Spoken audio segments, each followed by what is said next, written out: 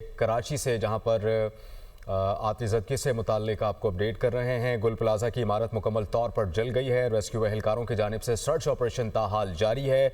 और मज़ीद कराची से हमारे नुमाइंदे बिलाल नसीर, जो इस वक्त गुल प्लाजा के करीब डिप्टी कमिश्नर साउथ की रिहाइशगाह पर मौजूद हैं और छत पर मौजूद हैं, क्या सूरत हाल है, कहाँ तक ऑपरेशन पहुँचा है, उन्हीं से ही जान लेते हैं। बिलाल नसीर, अपडेट कीजिएगा इस मामले पर तफसीलन। जी, इस वक्त मैं गुल प्लाजा से मुत्तसिल जो है डिप्टी कमिश्नर की रिहाइशगाह है उसकी छत पर मौजूद हूँ। मेरे कैमरामैन दिखाएंगे कि दुकानें जो हैं उनके शटर्स जो हैं मुकम्मल तौर पर टूट चुके हैं, सामान जो है वो बिखरा हुआ है और जो छज्जे हैं वो भी ज़मीन पर आ गए हैं। इसके साथ साथ अगर बात की जाए सामान की, तो तमाम सामान जो है दुकानों में वो बिखरा हुआ है। कुछ सामान यहाँ से निकाला गया है क्योंकि दुकानें कुछ बच गई थी। ताजरों ने अपनी मदद आपके तहत यहाँ से सामान जो है वो महफूज जगह पर मुंतकिल किया है। इसके साथ साथ अगर इमारत की बात की जाए तो पूरी इमारत जो है वो काली हो चुकी है आग के बाइज़, और इंतज़ामिया और जो रेस्क्यू इदारे हैं उनकी टीमें इस वक्त इस एरिया को जो है वो यहाँ की स्वीपिंग मुकम्मल कर चुकी हैं। अगबी हिस्से में इस वक्त भी स्वीपिंग का सिलसिला जो है वो जारी है और कोशिश की जा रही है कि जो मलबा पड़ा हुआ है उस मलबे के अंदर से अगर कोई फ़र्द मौजूद हो तो उसे निकाला जाए। रेस्क्यू हुकाम का कहना है कि कोशिश की जा रही है कि जो ये ऑपरेशन चल रहा है इसको जल्द अज जल्द रैप अप किया जाए और अगर कोई जो शख्स अंदर मौजूद है उन्हें यहाँ से निकाला जाए। जी, अपने प्यारे मिले ना उनके जस्ते खाकी। लवाहिकीन शदीद कर्ब में मुब्तला, तवील इंतजार के बाद प्यारों के जिंदा होने की उम्मीदें भी दम तोड़ चुकी हैं। वर्षा गुल प्लाजा के बाहर बेबसी की तस्वीर बने हैं। लवाहिकीन का बर वक्त रेस्क्यू इकदाम ना होने का शिकवा। कहा, अगर आग बुझाने की कार्रवाई फौरी होती तो कीमती जानें ज़ाया ना होती। भरा हुआ था और लाइट इन्होंने ऑफ कर दी थी सारा, तो उसके बाद अंदर जाने का कोई चांस ही नहीं था। फिर ये बोलने लगे वो आ रही है, फायर ब्रिगेड आ रही है। फायर ब्रिगेड तो आई नहीं, काफ़ी देर के बाद आई जब सब काम हो चुका था। आग फैलने की वजह ये थी कि एम्बुलेंस, ये जो फायर ब्रिगेड का जो अमला है ये बहुत देर पहुंचा। अगर पहुंचा भी तो पानी के बगैर पहुंचा, तो बर वक्त अगर होती तो आज तनवीर हमारे साथ आ जाते। यहाँ पर अब मर गए, उनका कौन भरपाई करेगा? दौलत तो मिल जाएगी, आवाम कहाँ से लाके दोगे तुम लोग? जिनके बच्चे मरे दिखावे के लिए रोक दिया इधर।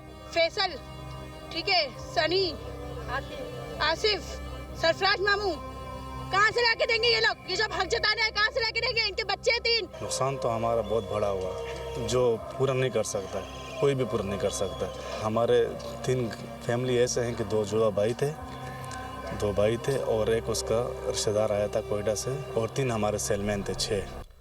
Chief fire officer Humayun Khan ने कराची में महकमा फायर ब्रिगेड के हकीकी मसाइल बता दिए। Chief fire officer Humayun Khan ने कराची में आग लगने पर मीडिया से गुफ्तगू में बेबसी का इजहार करते हुए कहा कि शहर में फायर स्टेशंस की तादाद कम है। 28 फायर स्टेशंस की नफरी के साथ काम कर रहे हैं।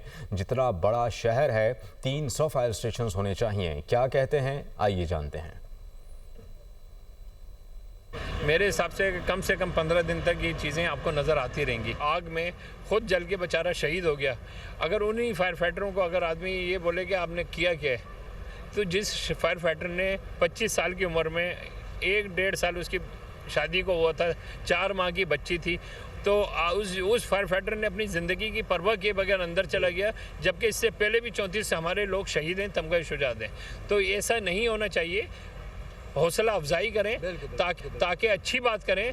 तनकीद दर तनकीद मसले का हल नहीं होती। बड़ा ये शहर है, 300 फायर स्टेशन होने चाहिए, सही है। और गाड़ियाँ के अगर बात करें तो फिर ये हज़ारों में चली आती हैं गाड़ियाँ, और ये अफरादी क़ुव्वत की बात करें तो 28-30 हज़ार से ज़्यादा अफरादी क़ुव्वत चली आती है। लेकिन अगर ये 28 फायर स्टेशन की नफरी के साथ भी अगर अभी इसी ये जो आग लगी है इसके साथ अभी सब्ज़ी मंडी पे आग लगी तो वहाँ भागते हुए चले गए। लेकिन वो एक टाइम लिमिट होती है। अगर गाड़ी सुराबकोट से निकल के सब्ज़ी मंडी जा रही है तो 15 मिनट 20 मिनट लामोला लेगी। और इसी तरीके से अगर आग जो है अपना अभी कोऑपरेटिव मार्केट में आपके सामने इतला आ गई कि तो हमने यहाँ से 2 गाड़ियाँ वहाँ भेज दी, तो हम बिल्कुल उस रबड़ की तरह हैं जिसको जितना खींचो वो खिंच जाती है। सानिया गुल प्लाजा पर हुक्मरान इत्तेहाद आमने सामने। पीपल्स पार्टी और MQM की बहस ऐवान में। सानिया गुल प्लाजा पर क्या हुआ, आपको दिखाते हैं। ये कौमी सानिया है, सबसे पहले इसे कौमी सानिया और कौमी अलमिया डिक्लेयर किया जाए। कराची के बुनियादी मसाइल को कौन एड्रेस करेगा और कब वहाँ के बुनियादी मसाइल एड्रेस होंगे। यानी 1 घंटे बाद फायर ब्रिगेड पहुँचे। कुल 100 फायर ब्रिगेड हैं 4 करोड़ की आबादी के लिए, उसमें से 50 काम कर रहे हैं, 50 खराब हैं। हम सबको इंतहाई अफसोस है कि इतनी कीमती जानें ज़ाया हुई और करोड़ोंपति एक दिन में बेचारे सड़क पर आ गए। 10 साल जमाते इस्लामी कराची पे राज करती है, लेकिन आपने कहा कि आप चोर हो। अब सर चोर आपके साथ क्या बात करें, हम चोर की औकात क्या होती है। आप तो हर बार हमारे साथ हुकूमत में शामिल रहे हैं सूबाई में, कहाँ से आई है चाइना कटिंग।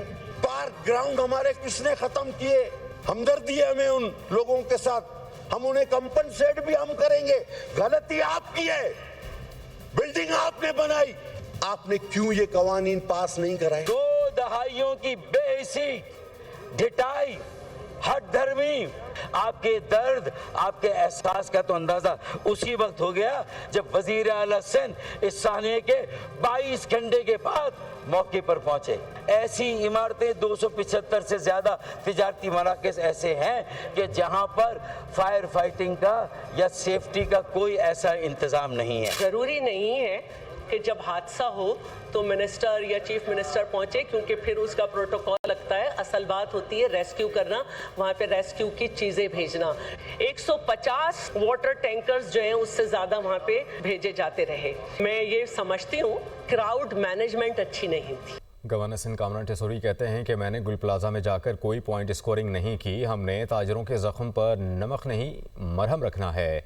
ये अजाले का वक्त है, इल्ज़ाम तराशी का नहीं। सानिया गुल प्लाजा से सीख कर आगे बढ़ें, जबकि बचाव के लिए प्लानिंग करना होगी।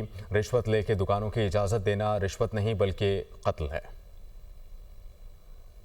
सालों से गुल प्लाजा की मैनेजमेंट है, उस मैनेजमेंट का क्या किरदार रहा है, इस पे हमें बात करनी होगी। और सिर्फ गुल प्लाजा के नहीं, कराची में चलने वाले हर प्लाजा की मैनेजमेंट को बुलाना होगा। मैं ये बता दूं कि इस किस्म के कामों में जो लोग मुलव्विस होते हैं, जो पैसे लेते हैं इन दुकानों को क्लियर करने के लिए, इनकी सेफ्टी मेजर्स को इग्नोर करने के लिए, वो पैसे कत्ल के पैसे हैं। ये जो घिनौना जुर्म माशरती तौर पे किया जा रहा है माशरे में, और इंतज़ामी तौर पे उस पर आंख बंद की जा रही है, दोनों को हम नज़रअंदाज नहीं कर सकते। आइंदा ऐसे वाक़यात ना हो, उसके लिए कानून साजी तो मौजूद है, इम्प्लीमेंट मौजूद नहीं है। हमें इस वाक़े से सबक लेना होगा। आगे कोई ऐसा खूनी प्लाजा अगर इस शहर में खड़ा हुआ है या मौत वाला प्लाजा बनने जा रहा है, हमें दोनों को रोकना होगा। आगे बढ़े और आपको बताएं कि धुंध के बायस हद निगाह कम होने पर मोटरवेज को मुख्तलिफ मकामात से बंद कर दिया गया। M3 फैज़पुर से समंदरी तक, M4 पिंडी अब्दुल हकीम से मुल्तान तक, M5 मुल्तान से ज़ाहिर पीर तक धुंध की वजह से बंद कर दी गई।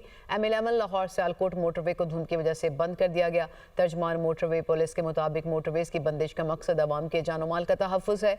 शहरी धुंध के मौसम में दिन के वक्त सफ़र को तरजीह दें। NDMA ने शुमारी इलाकों में मुतवक्की बारिशों और बर्फबारी के हवाले से अलर्ट जारी कर दिया। 21 ta 24 जनवरी के दौरान शुमाली इलाका जात में मुमकिन बारिश और बर्फबारी के बायस नदी नालों में तूफ़ानी का खदशा। बाला इलाकों में बर्फबारी और बारिश के बायस दरियाए काबुल और उसके मुल्हिका नदी नालों में तूफ़ानी का भी खदशा है। दीर चतराल सवात में सैलाबी सूरत हाल का खदशा है। नशीबी इलाकों के मकीन मोहतात रहें। NDMA के मुताबिक नौशहरा और त्रिबेला डैम के नशीबी इलाकों में दरियाए काबुल के बहाव में इजाफे का इम्कान है। सूबाई और ज़िला इंतज़ामिया को हाई अलर्ट रहने और हसास मकामात की निगरानी की हिदायत की गई। अवाम नालों नशीबी इलाकों और ख़तरे से जो 2-4 इलाके हैं उनके करीब गैर ज़रूरी आमदोरफ्त से गुरेज करें।